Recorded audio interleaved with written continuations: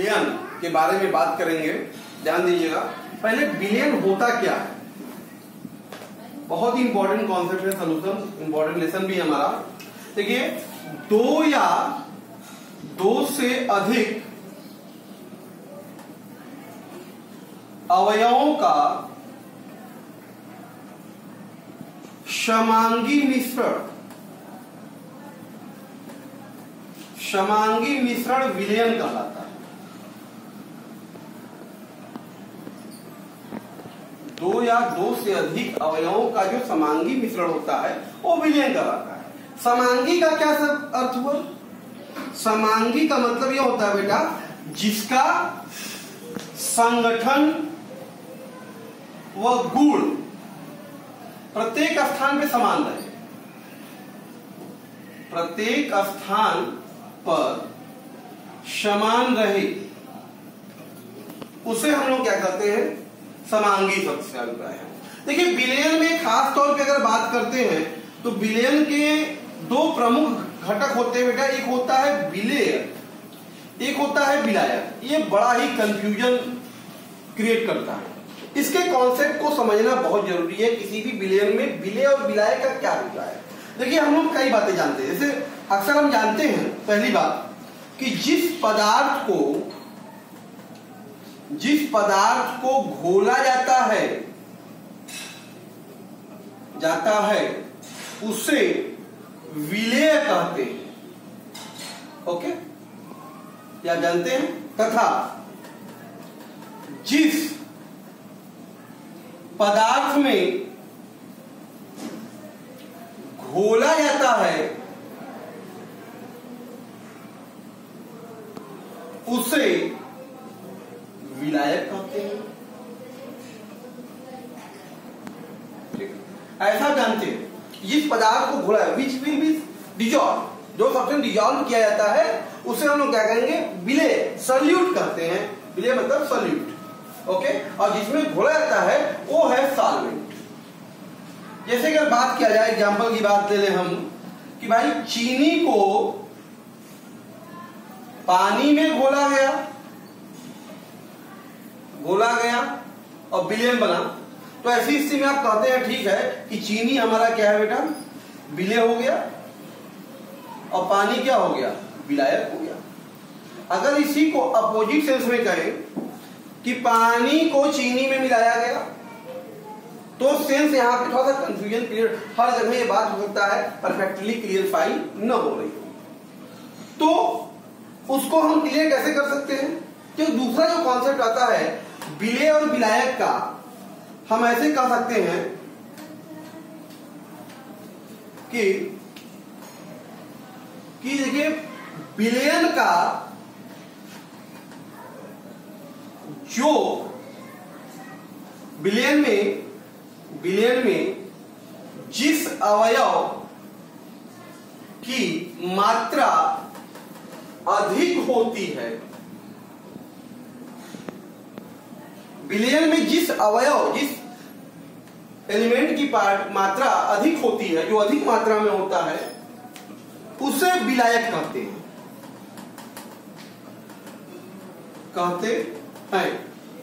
और जिसकी कम होगी तथा जिसकी कम होगी उसे विलेय कहेंगे। ओके, ठीक है, ये भी बात सही है भाई। जिस अवयव की मात्रा अधिक होगी सॉल्यूशन में, वो विलायक सॉल्वेंट होगा, और जो कम मात्रा में होगा वो विलेय होगा। तो ठीक है, माना कि ये चीनी और पानी का विलयन ले लिया, चीनी व पानी का विलयन है, तो पक्का है कि चीनी की मात्रा कम है, इसकी मात्रा कम है, इसलिए कहलाएगा ये विलेय, और इसकी मात्रा अधिक है इसलिए कहलाएगा विलायक। ऐसा भी तो हो सकता है कि हम चीनी की मात्रा बढ़ा दें, ऐसा भी हो सकता है कि हम क्या करें, अगर यदि हम कहें कि यदि चीनी की मात्रा बढ़ा दें तो क्या चीनी विलायक होगा? तो क्या चीनी विलायक होगा? ऐसा नहीं होगा, ऐसा नहीं है। ऐसा नहीं, चीनी क्या कहते हैं, ऐसा नहीं है, पानी ही विलायक रहेगा। इसका क्या मतलब हुआ? तो ये बात क्या गलत है? गलत नहीं है, ये बात सही है कि जिसकी मात्रा अधिक होती है वो विलायक होता है, लेकिन जरूरी कि हाँ देखिए, विलेय और विलायक के कॉन्सेप्ट को एक ही सिद्धांत परफेक्टली परिभाषित नहीं कर सकता। इस बात को अपने दिमाग में बैठा दीजिए, बात समझ में आया? तो यहाँ पे दूसरा कॉन्सेप्ट क्या आया सॉल्वेंट का, हो सकता है वो कॉन्सेप्ट इस कंफ्यूजन को आपको दूर करे। कहा गया कि विलेयन का जो घटक विलेयन जैसा हो, मतलब विलेयन का जो घटक या अवयव विलेयन की तरह दिखाई दे, तो उसे क्या कहेंगे? उसे विलायक कहेंगे, उसे विलायक कहेंगे। तो इसलिए हमेशा जल, चीनी, पानी विलेयन में हमेशा आप देखिए पानी विलेयन शरबत की तरह दिखाई देता है, तो हर स्थिति में पानी आपका क्या होगा बेटा? क्या होगा बताइए? हम स्थिति में वो विलायक रहेगा। क्लियर? लेकिन यहां पे फिर से कंफ्यूजन आ गया। अगर मान लिया जाए कि यदि एल्कोहल वो पानी का विलेयन हो, पानी का विलेयन हो, तो आप किसको विलेय और किसको विलायक कहेंगे? देखिए अल्कोहल भी विलेयन जैसा है और पानी भी विलेयन जैसा है, तो कौन विलेय कौन विलायक, यहां पर भी कंफ्यूजन आ गया। तो ये कॉन्सेप्ट परफेक्टली यहां पर भी डिफाइन नहीं कर पा रहा है कि हाँ यही विलेय यहां विलायक। तो जो फाइनली फिर से जो कॉन्सेप्ट आता है विलेय और विलायक का, हम इस कंफ्यूजन को यहां से दूर कर सकते हैं, जो कि बहुत ही इंपॉर्टेंट है बेटा। ये कि देखिए विलेयन में जिस अवयव का क्वथनांक कम होता है, जिस अवयव का क्वथनांक कम होगा, ठीक है, उसे विलायक कहेंगे, तथा जिस अवयव का क्वथनांक अधिक होगा उसे विलेय कहेंगे। इसका मतलब यह है, बंदा बैठा लीजिए कि विलेय का जो क्वथनांक होता है, विलेय का क्वथनांक वो अधिक होता है। विलेय का क्वथनांक क्या होगा? अधिक होगा। बात समझ में आ रहा? और जबकि और विलायक का जो क्वथनांक होगा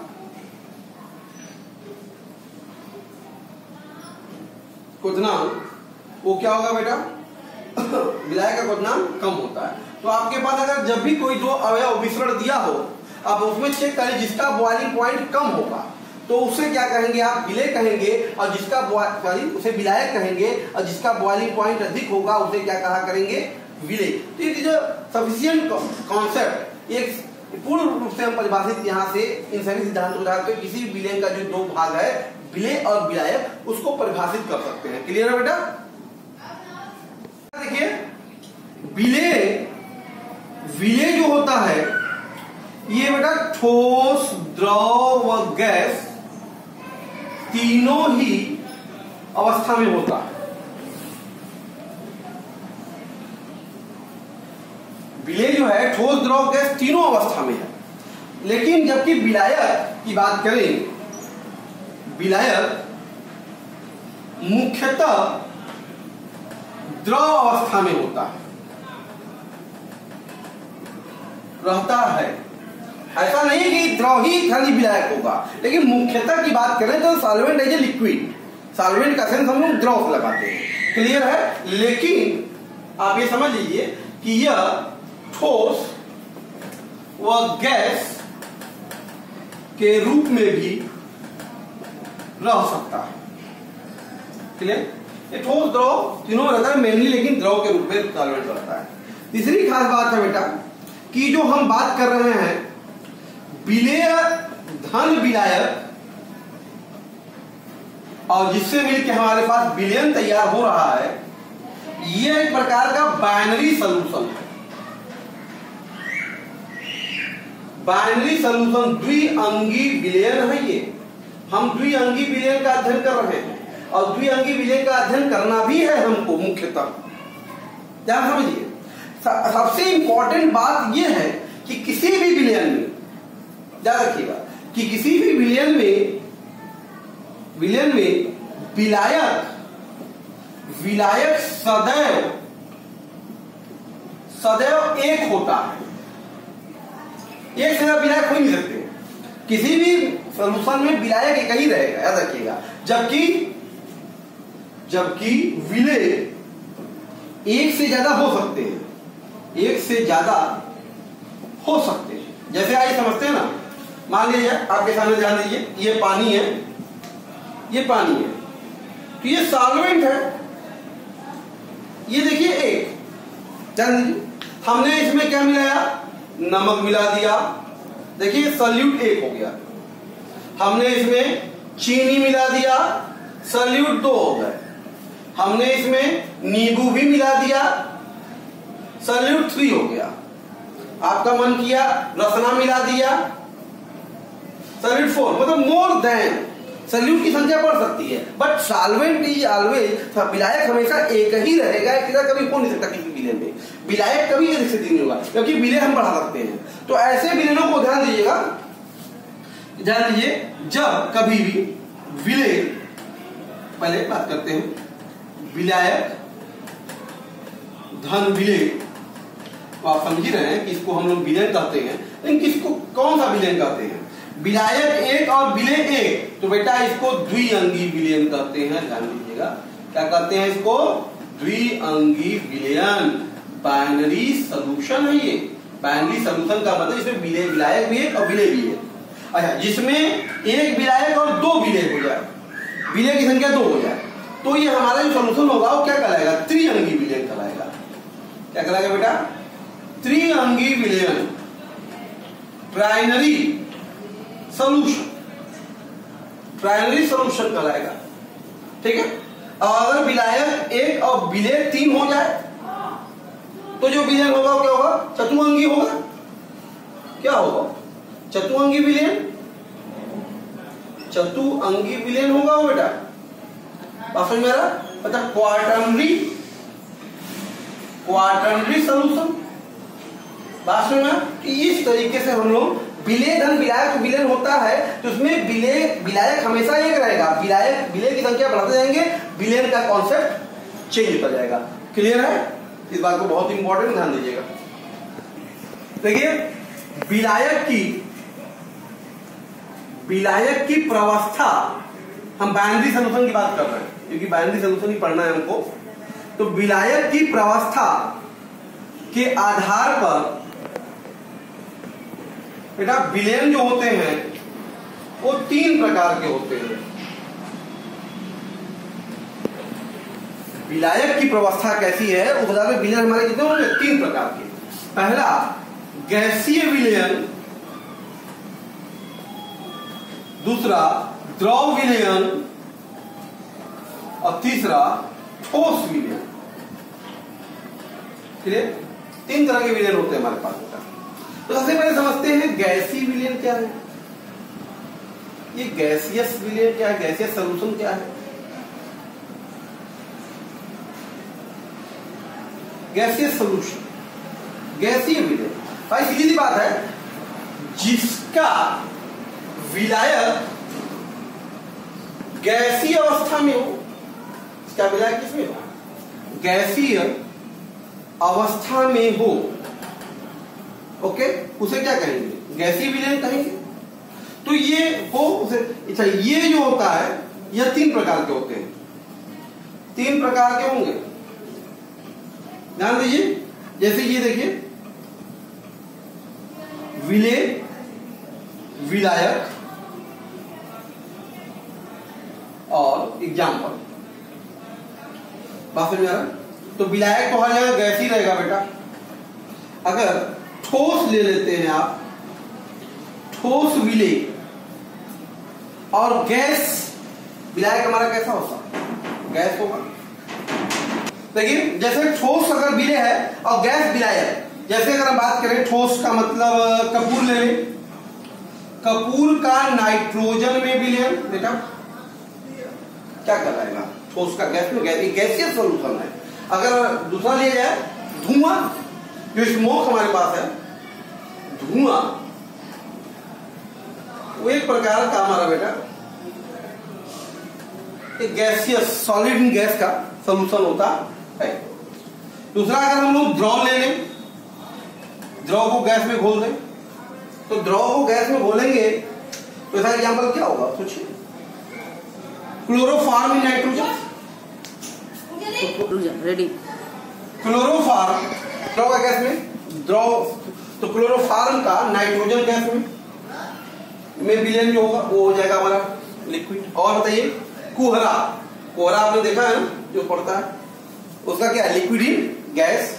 और वायु में जलवाष्प, जो मॉइस्चर होते हैं, ये सभी के सभी क्या है? द्रव इन गैस में आ जाएंगे बेटा। तीसरा अगर ले जाए हम लोग गैस का गैस में, सबको पता है वायु, बहुत सारे गैसों का मिश्रण है, एयर, ये क्या है? गैसों का मिश्रण होता है ना।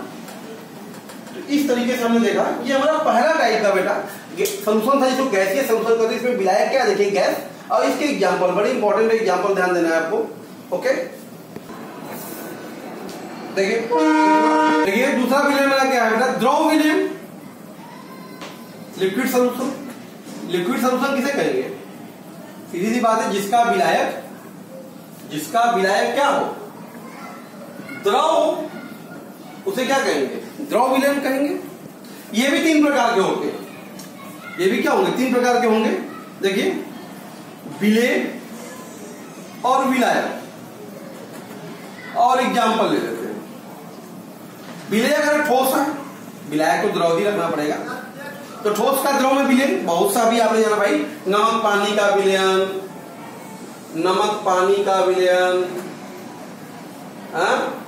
चीनी पानी का विलयन, ये सभी के सभी क्या है? हमारे सॉलिड इन लिक्विड सॉल्यूशन के एग्जांपल हो जाएंगे। दूसरा लिया जाए द्रव का, द्रव इन द्रव, द्रव को द्रव में बोले, बताइए द्रव का द्रव क्या होगा? बताइए क्या एग्जांपल हो सकता है? जैसे एल्कोहल या एथेनॉल, एथेनॉल का जल में विलयन। ओके, दूध का पानी में नहीं होगा, दूध का पानी में विलयन, तो ये सब क्या है? लिक्विड इन लिक्विड हो जाएगा। ठीक है, थर्ड लीजिए गैस का द्रव में विलयन, बहुत ही इंपॉर्टेंट एग्जांपल है कोल्ड ड्रिंक्स।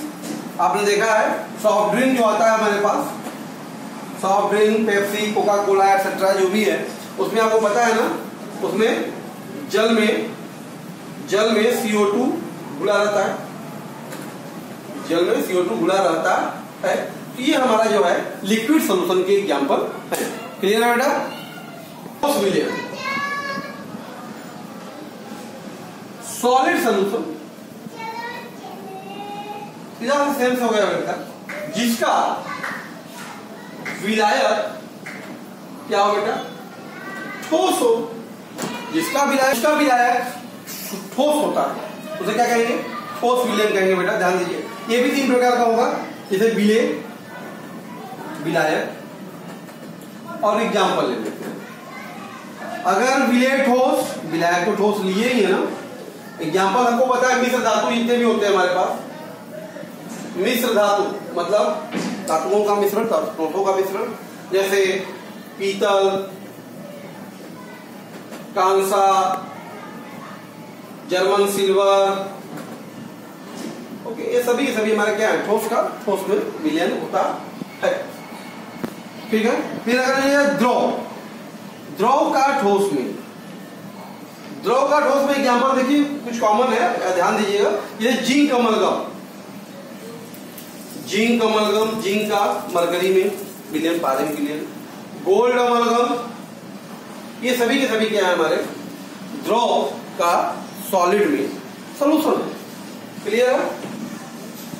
तीसरा लीजिए गैस का ठोस में, तो सबको पता है ना, हाइड्रोजन गैस पैरेडियम उत्प्रेरक पे अधिशोषित होती है, हाइड्रोजन गैस का, हाइड्रोजन जो गैस है का पैलेडिनम धातु पर अधिशोषण होता है ना, तो ये हमारा क्या होगा, गैस। तो ये हमने देखा 3 तरह के विलयन हमने पढ़े, गैसीय solution, liquid solution and solid solution. पास में उनके एग्जांपल जो आपको रिसर्च किए गए बेटा। ओके, ध्यान दो बेटा, हमारे पास 3 और सॉल्यूशन है, अनसैचुरेटेड, सैचुरेटेड और सुपर सैचुरेटेड। असंतृप्त, संतृप्त, अति संतृप्त। क्या स्थितियां आएंगी? देखिए विलेयता पर आधारित होती है, बात समझ में। देखिए अगर मान लिया जाए किसी भी विलेय में विलायक की न्यूनतम मात्रा, विलायक की, सॉरी विलेय की, ये विलायक है, इसमें विलेय की न्यूनतम मात्रा अगर घोल दी जाए, इसका मतलब इसमें और भी ज्यादा हमको सॉल्यूट की आवश्यकता है, तो ऐसा विलयन हमारा क्या कहलाएगा बेटा, क्या कहलाएगा, असंतृप्त विलयन कहलाएगा। बात समझ में। और अगर हम इसमें अगर लगातार विलायक में विलय मिलाते जाएं तो एक ऐसी स्थिति आएगी, जब ये घुलना बंद कर देगा,